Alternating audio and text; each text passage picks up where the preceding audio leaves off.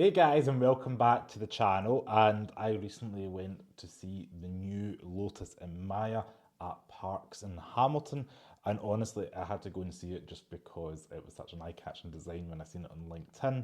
And when you first enter the showroom, it is one of those striking designs. Just that's the word I keep using, comes to my mind because it's kind of got these like insect-looking headlights. It's got very I don't know, aggressive styling, and it's a very large vehicle as well.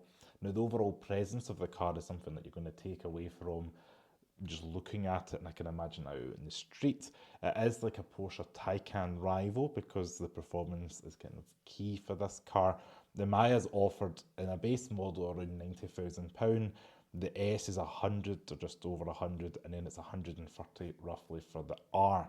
Now, the R is the one with the fast 0 to 60 claim of 2.78 seconds. However, the standard in Maya is about 4.15 seconds claimed, which, honestly, probably it's going to be fast enough for most people. You're going to get about 603 horsepower, 710 newton meters of torque. They're claiming 3.5 miles per kilowatt hour for this model, as well as a claimed range of 379 miles. Now, we're also going to see a charge rate from 10% to 80% with a 420 kilowatt DC charger in about 20 minutes. Now, I mentioned earlier on how it's about a Taycan rival. This car in length is about 5.139 metres, so round that up or round that down however you want it, but over 5 metres. The width of the car, including the mirrors, is about 2.2 metres.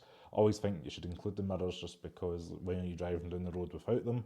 The height of the car is about 1.46 metres, so just maybe almost 1.5 metres in height.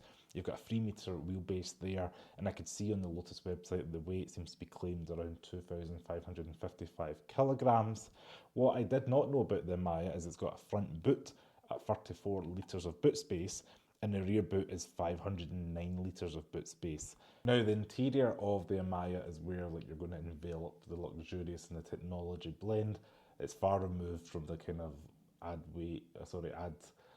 lightness and simplify, whatever the slogan was back in the day for Lotus. I'm not a Lotus enthusiast, but I know a lot of Lotus people don't seem to enjoy or see the new Lotus EVs as what the brand is about. But I guess if that's what's selling in the market, Lotus knows best. Now, the inside's got this kind of like suede material, the one I sat and imagined was probably an S or an R. I forgot to ask it. There's no badging on the rear to obviously say, but it does have these large 22-inch wheels. But inside you're greeted with a multitude of screens. What I did notice is the one in front of the steering wheel is this little like very small screen. It's maybe about an inch and a half in height, and it's rectangular.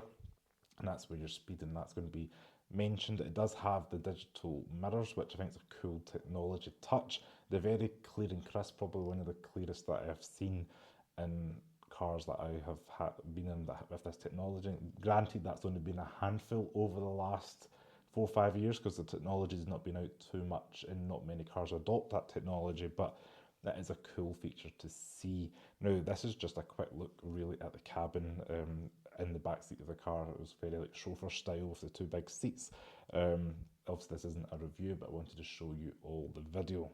So thank you so much for watching this on the Lotus Emeya. If you like this video, please give me a thumbs up, subscribe to Tom's Garage below, and I will see you next video. Ciao.